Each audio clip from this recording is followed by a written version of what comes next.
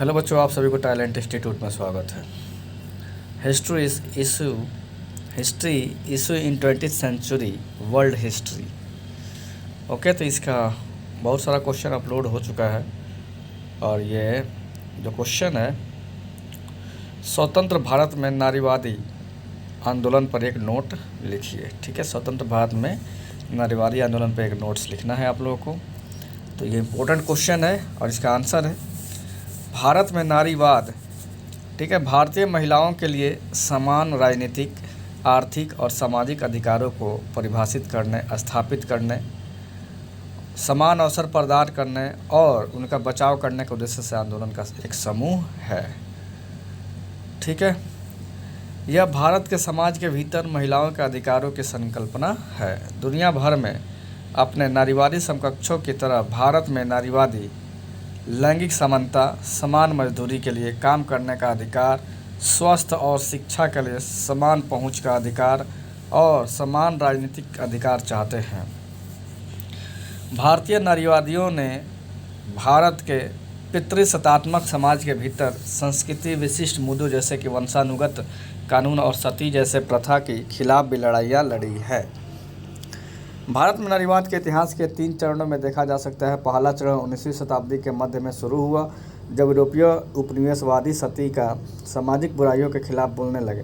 दूसरा चरण 1915 से, जब भारतीय स्वतंत्रता के लिए गांधी के भारत छोड़ो आंदोलन में महिलाओं ने बढ़ चढ़कर हिस्सा लिया और कई स्वतंत्र महिला संगठन उभरने लगे।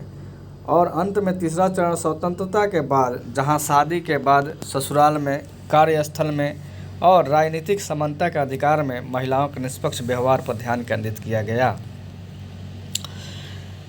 भारतीय नारीवादी आंदोलन द्वारा की गई प्रगति के बावजूद आधुनिक भारत में रहने वाली महिलाओं को अभी भी भेदभाव के कई मुद्दों का सामना करना पड़ता है। भारत के पितृसत्तात्मक मतलब जो कि पूर्वजों से हमारा जो मिलता हुआ संस्कृति है वही है पितृसत्तात्मक, ने भूमि स्वामित्व के अधिकार प्राप्त करने और शिक्षा तक पहुंच को चुनौतीपूर्ण बना दिया। पिछले 2 दशकों में लिंग चयनात्मक गर्भपात की प्रवृत्ति भी सामने आई है। भारतीय नारीवादियों के लिए इसे अन्याय के खिलाफ संघर्ष के रूप में देखा जाता है।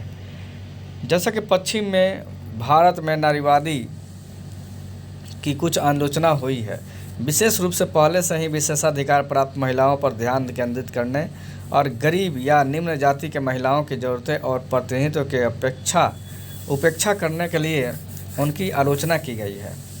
ठीक है, जिसका परिणाम यह हुआ कि कई जाति विशेष के नारीवादी संगठनों और आंदोलन का उदय हुआ। आप लोग देखबे करते हैं कितना महिला आयोग, कौन आयोग बना है, तो बहुत अच्छी बात है। महिलाओं को इज्जत होना चाहिए। और हमारे यूपीएससी के जो टॉपर जो हैं, हमारे 3 लड़कियां हैं, जो जाबाज लड़कियां, और 3 लड़कियां का किया है यूपीएससी टॉप करी हैं। 1st, 2nd and 3rd rank तीनों पे कब्जा जमा के रखी है। तो कोई भी लड़का लड़की में भेदभाव नहीं करे।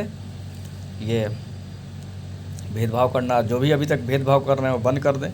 लड़कियां भी बहुत पढ़ती हैं, लड़कों से कम नहीं हैं। देखिए, भारतीय नारीवादियों को भारतीय समाज में कुछ ऐसी बाधाओं का सामना करना पड़ता है जो पश्चिमी समाज में मौजूद नहीं है या प्रचलित है, जबकि भारतीय नारीवादियों का अंतिम लक्ष्य अपने पश्चिमी समकक्षों के समान है।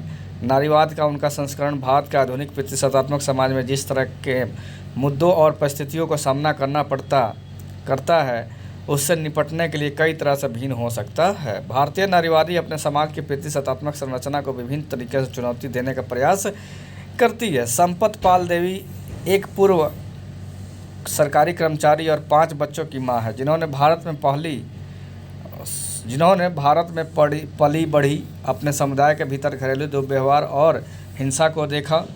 नतीजतन उसने गुलाबी गैंग के नाम से जाने वाला एक सतर्क समूह शुरू करने का फैसला किया, जो दुर्व्यवहार करने वालों को ट्रैक करता है और उन्हें बांस की डंडों से पीटता है, जब तक कि यह नहीं माना जाता है कि उन्होंने पश्चाताप किया है और पीड़ितों का पर्याप्त बदला लिया गया है। धर्म के क्षेत्र में भारतीय नारीवादी हिंदू धर्म में देवी देवताओं की शक्तिशाली छवि की ओर ध्यान आकर्षित करते हैं। वे भारतीय समाज मातृसत्तात्मक पूर्व इतिहास की ओर भी इशारा करते हैं और इस तथ्य पर जोर देते हैं कि भारतीय इतिहास के ऐसे दौर रहे हैं जो पितृसत्तात्मक नहीं थे और ऐसे समुदाय मौजूद थे जो बड़े पैमाने पर महिला केंद्रित और मातृसत्तात्मक थे। भारतीय महिलाएं दमनकारी पितृसत्तात्मक पारिवारिक संरचनाओं की एक श्रृंखला के माध्यम से अस्तित्व के लिए बातचीत करती है। उम्र क्रमिक स्थिति मूल के परिवार के माध्यम से पुरुषों के साथ संबंध विवाह और प्रजनन और पितृसत्तात्मक विशेषताएं। पितृसत्तात्मक विशेषताओं के उदाहरण में दहेज, पालन पोषण करने वाले पुत्र आदि, नातेदारी, जाति, समुदाय, गांव, बाजार और राज्य शामिल है। हालांकि यह ध्यान दिया जाना चाहिए कि भारत में कई समुदाय जैसे केरल के नायर, मैंगलोर के सेट्टी, कुछ मराठी कुल और बंगाली परिवार मातृसत्तात्मक प्रवृत्तियों का प्रदर्शन करते हैं। इन समुदायों में परिवार के मुखिया सबसे बुजुर्ग पुरुष की बजाय सबसे बुजुर्ग महिला होती है। सिख संस्कृति को भी अपेक्षाकृत लिंग तटस्थ माना जाता है।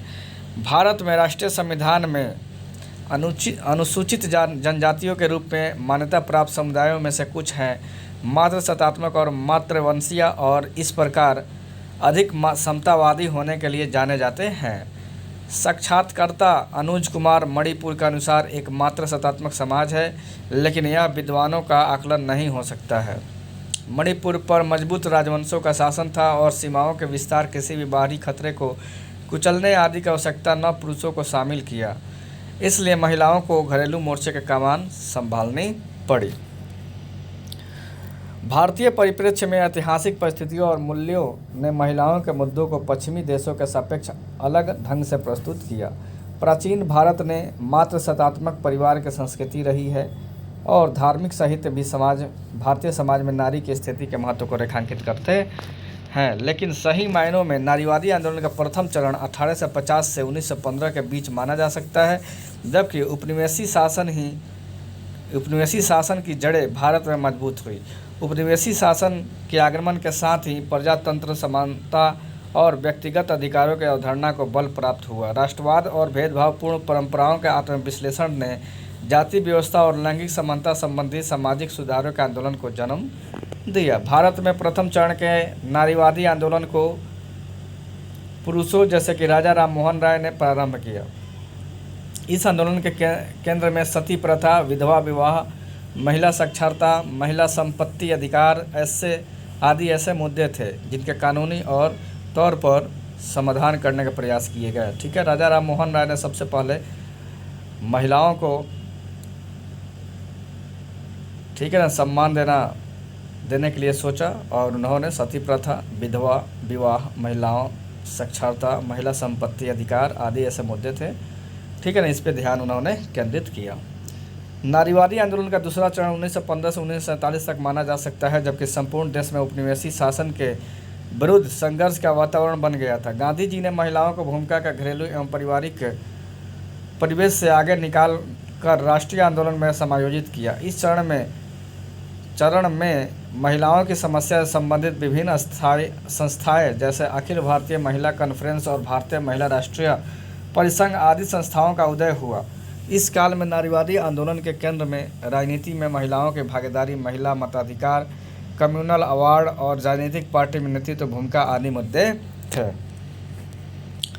राष्ट्रवादी आंदोलन में महिलाओं की भागीदारी ने उन्हें स्वतंत्र भारत में अपने अधिकारों का भविष्य के प्रति सचेत किया। आगे चलकर इस तथ्य ने संविधान में महिलाओं के लिए मताधिकार, नागरिक अधिकार, समान वेतन, स्वास्थ्य एवं शिशु देखभाल आदि से संबंधित रक्षोपाय निर्धारित करने में महत्वपूर्ण भूमिका निभाई। यहाँ तक तथ्य उल्लेखनीय है कि भारतीय महिलाओं को अपने अधिकारों के कानूनी संरक्षण के लिए वो संघर्ष नहीं करना पड़ा जो पश्चिमी देशों की महिलाओं ने किया। यह बात अलग है कि विशिष्ट सामाजिक संरचना और परंपराओं के चलते अभी भी महिलाओं के प्रजातांत्रिक अधिकारों को व्यवहारिक मान्यता अपेक्षानुरूप नहीं मिल पाई है। संपूर्ण विश्व में नारीवादी के नवीन तरंग के बीच 1974 से लेकर आगे तक के समय काल में को भारत में नारीवादी आंदोलन का तीसरा चरण कहा जा सकता है। इस काल में इंदिरा गांधी जैसे लौह महिला का भारतीय राजनीति में पदार्पण हुआ। इस काल में नारीवाद ने अपने परंपरागत स्वरूप को त्यागना और एक नवीन आयाम में उभर कर सामने आया। इस काल में महिलाओं ने अपनी स्थिति को बदले हुए गर्भपात, यौन उत्पीड़न, दहेज प्रथा, घरेलू हिंसा, प्रजनन अधिकार, लैंगिक स्वतंत्रता, वेश्यावृत्ति, सम्मान वेतन, विवाह विच्छेद, शिक्षा आदि अधिकारों के लिए संघर्ष किया और इसमें काफ़ी हद तक सफलता भी प्राप्त की। स्वतंत्र भारत में मेधा पाटकर, मधु किश्वर, बृंदा करात, अमृता प्रीतम, कुसुम अंसल, किरण बेदी आदि अनेक ऐसी महिलाएं हैं जिन्होंने भारतीय महिलाओं का अधिकारों की लड़ाई की, आगे बढ़ाया है और महिलाओं के लिए रोल मॉडल बनकर उभरी है। भारत वर्तमान में समलैंगिकता और राजनीतिक आरक्षण जैसे प्रमुख मुद्दे हैं जो कि नई पीढ़ी के नारीवादियों के लिए चुनौती के रूप में देखे जा सकते हैं।